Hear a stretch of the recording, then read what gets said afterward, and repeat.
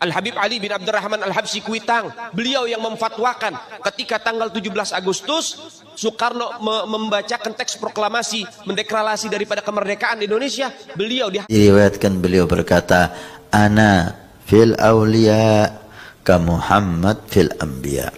Kedudukan saya dengan para wali Allah yang lain seperti kedudukan Nabi Muhammad di hadapan para nabi Allah. Assalamualaikum warahmatullahi wabarakatuh.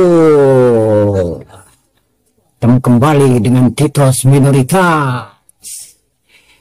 Berikut ini rangkuman video-video lucu dari ceramah-ceramah para kabib-kabib Dobolowi. Kita simak berikut dan kita ikuti ajaran-ajaran yang tobol ini. Oke, kita lihat videonya.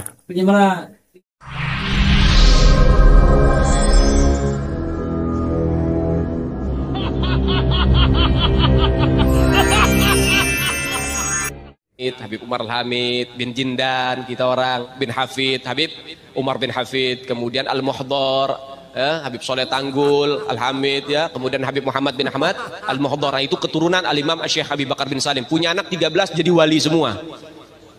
Anaknya beliau 13 jadi wali semua. Ketika beliau meninggal, ini anaknya pamer keramat. Ayo siapa ini yang kira-kira gantiin Aba? Al-Hamid ngeluarin rantai emas dari langit. Keramatnya Al-Hamid tuh, ngeluarin rantai emas dari langit sampai ke bumi. Ngeluarin rantai emas dari langit sampai ke bumi. Lagi ngobrol sama kakaknya Al-Muhdhar nih, Syekh Umar Muhdhar. Ayo wahai Syekh Umar Muhdhar, nih lihat keramatannya, nurunin rantai emas dari langit sampai ke depan dia. Ini Habib Syekh Umar Muhdhar ketawa doang. Dia bilang sama adiknya, Al-Hamid, coba lihat tuh paling atas siapa? Gak tahu, ada Syekh Umar Muhdhar megangin rantai dari atas. Lebih hebat saya, katanya. Tuh anak-anaknya bagaimana abaknya. Kemudian Al-Imam, nanti ini makamnya Habib Abdullah Al-Idrus. Pusatnya Al-Idrus di sini. Dan nanti dari sini ke makam Habib Abdullah bin Ali Al-Haddad yang dikatakan jalan menuju makam itu termasuk daripada taman-taman surga. Nah, nanti waktu jalan itu sambil kita berdoa apa yang kita ingin doakan untuk kita, keluarga kita, dan umat Nabi Muhammad semuanya.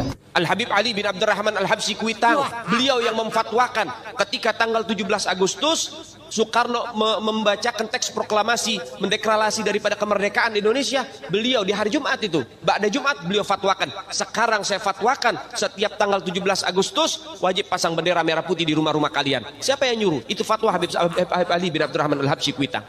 Bendera merah putih, siapa yang memberikan instruksi kepada Bung Karno untuk membuat bendera merah putih sebagai bendera Indonesia? Itu adalah fatwa Al-Habib Idrus bin Salim Al-Jufri Palu Al-Khairat. Lambang negara Garuda, siapa yang buat? Al-Habib Asy-Syarif Hamid Al-Ghadri dari Pontianak, keluarga baginda Nabi Muhammad. Lagu 17 Agustus Pramuka, lagu syukur, siapa yang buat? Al-Habib Husain Al-Mutahhar dari Semarang, dzurriyyat baginda Nabi Muhammad. Jadi Anda jangan berpikir, ini habaib di Indonesia jasanya apa? Banyak, itu yang baru kecatat. Itu yang baru ketahuan. Dulu ada seseorang masuk ke kota Terim, wali.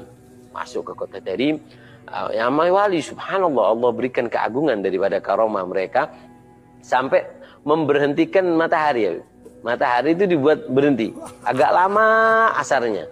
Kemudian ada perempuan kota Terim keluar dari jendela yang mengatakan, Galia Fulan, fakka syamas, lepaskan itu yang namanya mataharinya, kita lagi puasa ahli Tarim, nanti kelamaan ini puasanya, lepaskan. Subhanallah, ini wali langsung tahu dilepaskan sehingga subhanallah.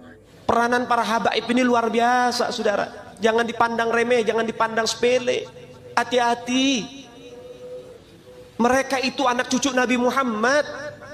Mereka titipan Rasulullah. Yang namanya titipan pasti bakal ditanyain lagi nanti sama Nabi Muhammad. Nanti datang kita di hari kiamat, datang, ya Rasulullah, sekarang saya ini bingung, pengen minta syafaat pertolongan.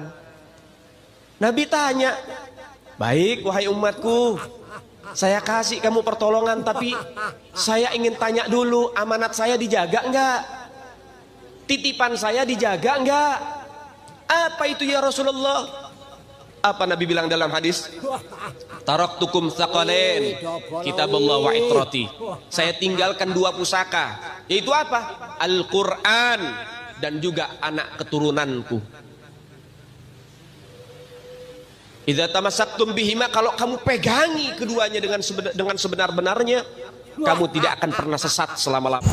Syekh Abu Bakar bin Salim ini dikatakan waktu kakeknya masih bujangan, beliau pernah nolong kakeknya, padahal beliau belum dilahirkan, tapi ruhnya diturunkan oleh Allah Subhanahu wa Ta'ala. Salah satu karomat beliau, ruhnya pernah turun ke dunia untuk menolong kakeknya sebelum beliau dilahirkan. Kita para habaib, kita para duriat Nabi Muhammad, datang ke Indonesia, masuk ke negeri-negeri, masuk ke pelosok-pelosok, bukan untuk mencari pangkat dan jabatan. Kami datang ke masjid-masjid bukan untuk mencari harta dan juga daripada popularitas. Kami datang ke tempat-tempat antum semua bukan untuk mencari penghormatan, saudara sekalian. Enggak, tapi kami ingin melayani umat baginda Nabi Muhammad. Ya Allah. Al-Faqih Al-Muqaddam Muhammad bin Ali Ba'alawi. Maqam beliau sangatlah tinggi sekali sehingga beliau tahaddusan bin ni'mah, diriwayatkan beliau berkata, ana fil awliya ka Muhammad fil anbiya. Kedudukan saya dengan para wali Allah yang lain seperti kedudukan Nabi Muhammad di hadapan para nabi Allah. Ditanyalah oleh orang sekitarnya, mana lebih afdal, Faqih Al-Muqaddam atau Syekh Abdul Qadir Jilani? Syekh Abdul Qadir Jilani ashhar min al-faqih fi dunya. Syekh Abdul Qadir Jilani lebih masyhur, lebih terkenal daripada Faqih Al-Muqaddam di dunia. Faqih Al-Muqaddam ashhar minal Jilani fil barzah. Tapi Faqih Al-Muqaddam lebih terkenal daripada Syekh Abdul Qadir Jilani di alam barzah. Gimana kumpulan ceramah-ceramah para Habib Dobolowi? Sangat begitu memukau dan begitu menggelikan, juga menjijikan. Sampai ketemu di lain waktu, dan terus ikuti Dobolowi Ba'lawi. Sampai ketemu, ciao.